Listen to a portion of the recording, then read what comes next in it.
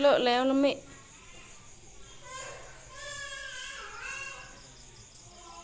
เฮาสิเฮ็ดดอกแม่เอ้ย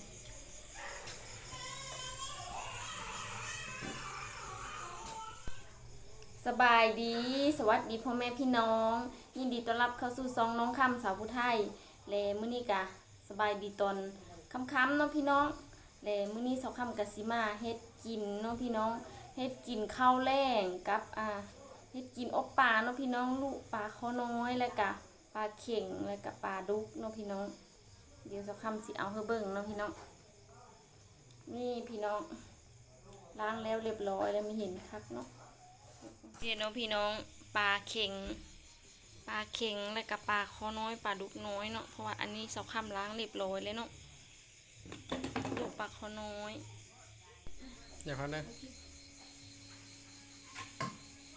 อันนี้กะหัวซิเคอร์เนาะพี่น้องแล้วก็ผักอีตู้กะเซอร์เนาะพี่น้องในสาวคำสิเอาเซอร์ทำเลยเนาะพี่น้องเดี๋ยวนี้เดี๋ยวเลยเดี๋ยวลงดูเซอร์เนาะพี่น้อง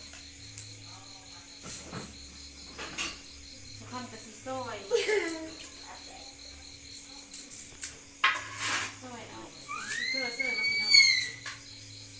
เสื้อหลายๆจังหอมเนาะประมาณนี้แล้วก็เสื้อกับแป้งโน่พี่น้องขาดบ่ได้จะคือมันเสื้อก็กับแป้งโน่ยึดก้นก็ได้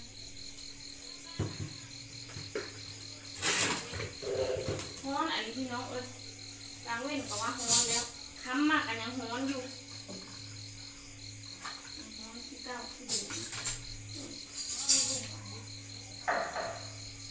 ฮ้อนเนาะวันนี้จ้ะข้าวสีมาเสื้อเกลือเนาะพี่น้องเกลือเอาเสื้ออีกจังโน่เนาะพี่น้องขาดบ่ได้แท้ก็คือเกลือแล้วก็แป้งโน่เนาะพี่น้องแป้งโน่จะขาดบ่ได้แห้งแต่ช่วงนี้กับแป้งโน่กับแพงอยู่ไปซื้ออยู่แถวร้านน่ะแล้วแม่ค้าเพิ่นจะว่าประหยัดอยู่เด้อมันแพงถุงมือ15 บาทพี่น้องกะซื้อกะทำประหยัดหลายค่ะเห็นเลยเนาะมันโน่เสื้อกะลายแน่เนาะแล้วก็คาร่นเนาะพี่น้องเอาไปค้างกับบัดค้างเราคงไม่ได้คาร่นเลยนะพี่น้องเพราะว่าย่างหนึ่งมูลนึงเล็กปลาน้อยนะเวลาค้างเลยจะเอาเทียบทุกไฟเจอพี่น้อง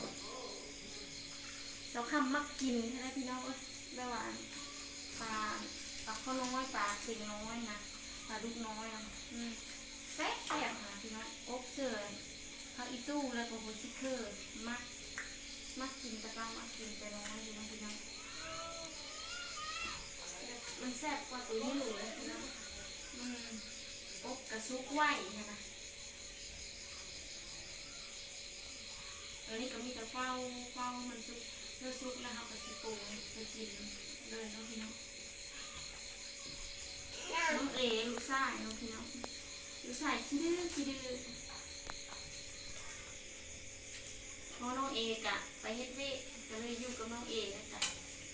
ไม่เท่าน้องพี่น้องอยู่กับคุณยาย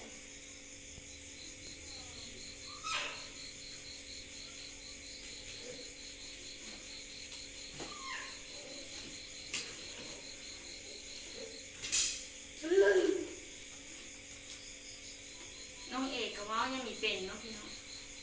3 ปีปลาย3 ปี 2 เดือนแล้วน้องยังมีเป็นนี่มาน้อยลาน่ะมาน้อยมาจุบุยมาน้อยกาวมาน้องพี่น้องบ่มากเพิ่นคือบ่มากน้องเอกบ่มากมาน้อง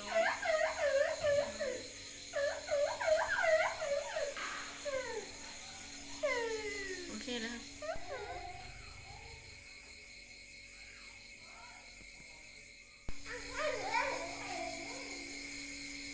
เอาลูกไม้ต้มนั่นเนาะพี่น้องกินลูกไม้ต้มนั่นใบลูกไม้พี่น้องเอามันเรียกว่าเอากินลูกไม้ต้มนั่นเนาะมันใบลูกไม้กินกับปุ๊บป่า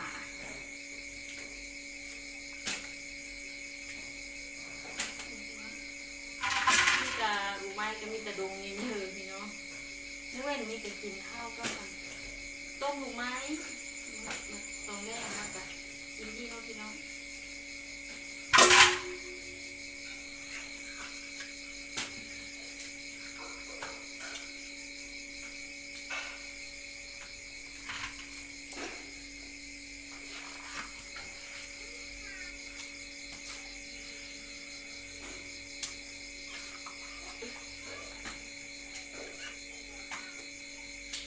โซนี่กินแต่ลูกไม้น้องพี่น้อง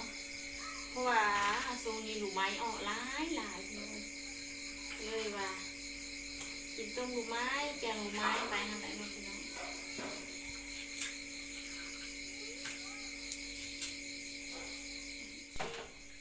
จะเอามาล้างน้องพี่น้อง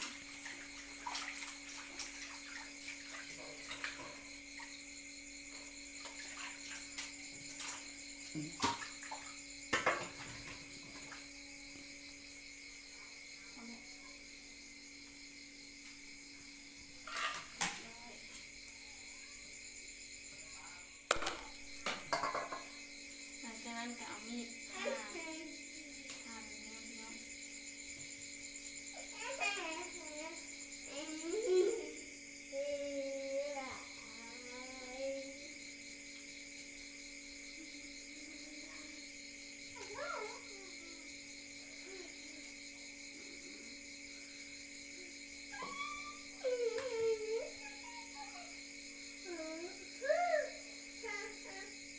กินเลยน้องเอ๋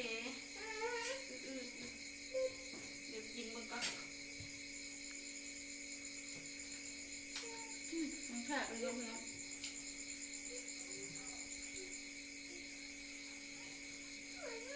กินกับเจียวได้กับแซ่บแบบนี้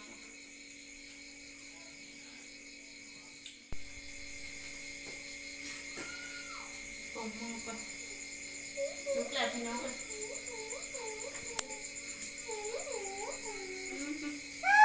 มันโตกันเนาะ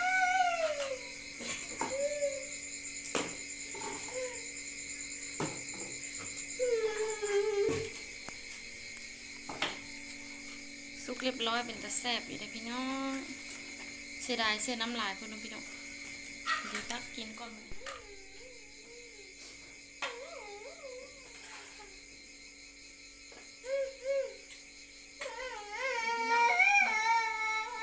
ี่เลอเอพี่ดื้อลูก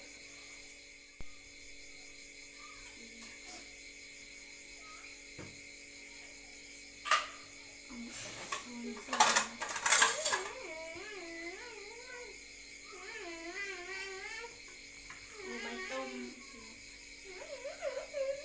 เอาไปกินกันมาเด้อพี่น้องมากินข้าวน้ำสาวค่ำเด้อ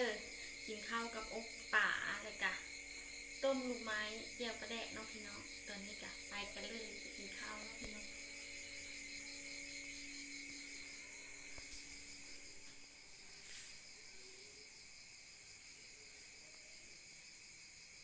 ไปเบื่อเนาะ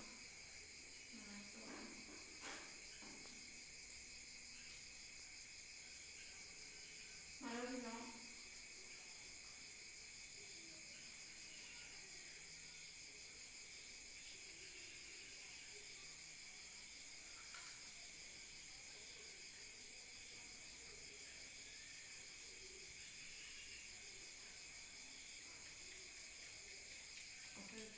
ออนไลน์นะพี่น้องสำหรับวันนี้ก็ได้แล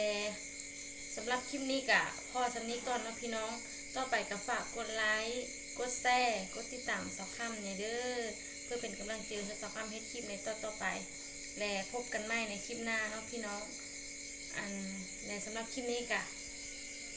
บ๊ายบาย